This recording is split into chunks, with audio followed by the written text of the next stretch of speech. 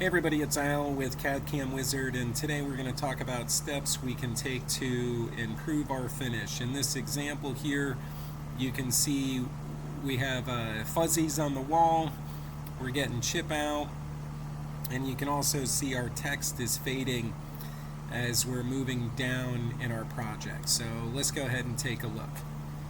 So the first thing we're going to do is get rid of that image, okay? So if you see inconsistent depths in your project, most likely you just need to reface your spoil board. And I know that can be a little bit complicated for some users. What I recommend you do is you just set up a pocket and you pocket out your spoil board. This way your tool and table are level. Now from here, what I'm going to do is just I'm going to import a DXF here. Alright, I'm going to import a DXF. It gives me some kind of warning. I'm not too concerned with that. And I get my geometry down here. I'm going to move that up into the center, and then we're going to just rotate it so that it aligns here. Okay. So why are we getting a bad finish and why are we getting chip out? So when you're cutting, you know, your tool and your material, they interact with each other and there's pressure involved. So if the material isn't strong enough, if you're not cutting like a hardwood, it's possible for you to chip out. So what I recommend you do is machine the small details first. And as far as the wall finish, you know, we want to adjust what direction we're cutting, and that will allow us to often allow us to improve our finish. You know, you have up cuts and down cuts, and if you're getting a rough finish on the wall like that, you could switch your tooling going from an up cut to a down cut, or you could just switch direction you're cutting. So going from a clockwise cut to a counterclockwise cut. So one of the ways you can do this without drawing any additional geometry would be to profile the wall first. So let's go over to the cam side here. Okay, we're going to do a profile routine. We can say outside cutting or inside cutting, so we want to do inside cutting, and then we have the option for climb or conventional. Okay, so from here we're going to go and select. Now these aren't selecting all the way around, this is an imported file, so really before I can get into the cutting, let me close that. I just want to join the geometry together. So we're going to go back to the drawing environment. In here there's a join open vectors. We'll just window pick everything and click join, and then now when we go to select these, you can see they select all the way around. Okay, so we want to profile the walls first before we do the pocketing. Reason being, that's when the most material is around the part, and these are all thin walls, right? So by just doing the profile first, that should help with chip out.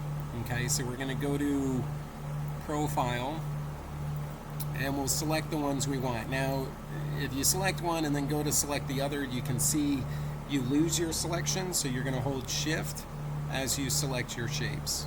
Okay, so we're going to just pick all these. There's some other tricks where we could have put them on a layer to make this a little bit faster, but we're going to just go around and select all these shapes.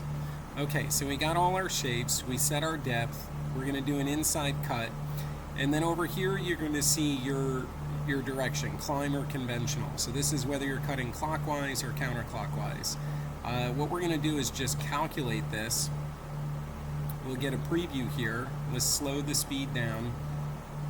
Okay, and then that way we can see which way it's cutting. So right now it's going clockwise, right? So for an inside shape, clockwise cutting is what they would call conventional milling. Now, if you're clockwise cutting and you're getting a bad wall finish, you may consider reversing the direction of cut. Okay, so there's two things we're trying to accomplish here. One, improve our finish, and two, eliminate chip out. Okay, so that's why we're profiling the wall first, because there's a lot more material in between these shapes. So by doing that profile first, that's going to give it the most strength. The material is going to have the most strength. Now, as far as the finish, if the finish is still fuzzy after profiling these shapes, well, go ahead and change the direction of cut. So we're going to close this. We're going to double click on our profile, and we'll just go from conventional to climb in this example. Okay, so most likely you have it set to climb, and your conventional cutting will alleviate the problem, but it could be either or. So whatever you use the first time, you're going to switch it.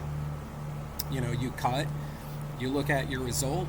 If you're getting a bunch of fuzzies, you can just switch the direction of cut and cut it again. So now if we reset this profile or the simulation and run it again, now you can see it's cutting in the opposite direction. So the goal here is to machine the walls first while there's the most amount of material. Now, after we've done that, what we want to do is come back and then cut the pocket to remove the material that's in the center. Okay, so let's go ahead and let that finish. We'll close this. We'll go back to our 2D view. We have everything still selected, so we're going to go to our pocket. Okay, and our pocket, let's see here. It looks like it's going to start in the center and work its way out. Let's do a conventional cut here. And what am I looking for? This one here, pocket allowance. So we already cut the wall, so we don't want to come back and cut it again. Not only is that a waste of time, but let's just stay away from the wall at this point. So we're going to go 0.035, which is about half the size of the cutter to keep it away from the wall. We'll go ahead and recompute that. All right, we can come in here and reset our preview. Preview all. Okay, so it's going to come in and do the profiles first, working its way around. After it's done doing those profiles, it's going to come back and do the pocket. Okay, so utilizing these steps are definitely ways in which you can improve your finish without having to buy new tooling. If you have the tools, great. You could switch from a down cut to an up cut. Down cuts put pressure down into the work, and usually the finish on the top is the cleanest. Up cuts pull the material up, and usually the finish on the bottom is the cleanest. So just something to consider. By reversing the direction of cut, you're changing the pressure. A climb cut is more aggressive. It digs in with the teeth first. A conventional cut is less aggressive. It kind of rolls into the material. So it takes a smaller amount of cut until it gets all the way to the flutes of the cutter. All right, now again, you cut it. If you're still having an issue with your pocket here, you can come back and reverse the direction of cut. So you can come in here, instead of a conventional, you can make it a climb and recalculate. So those are some tips that you can use to improve the finish on your parts. Again, the fading in the depths, most likely you need to reface your spoil board, so I would start with that. Chip out a material. You're generally using a softer material, so go in and cut the small details first. In this case, we want to cut the walls first. The fuzziness, a lot of times that can do with your tooling or direction of cut, so we can change the direction of cut without having to change our tooling. If you guys have any questions, comments, or feedback, just reply back to wherever this video may be posted in. Otherwise, I'll see you in the next one. Thanks.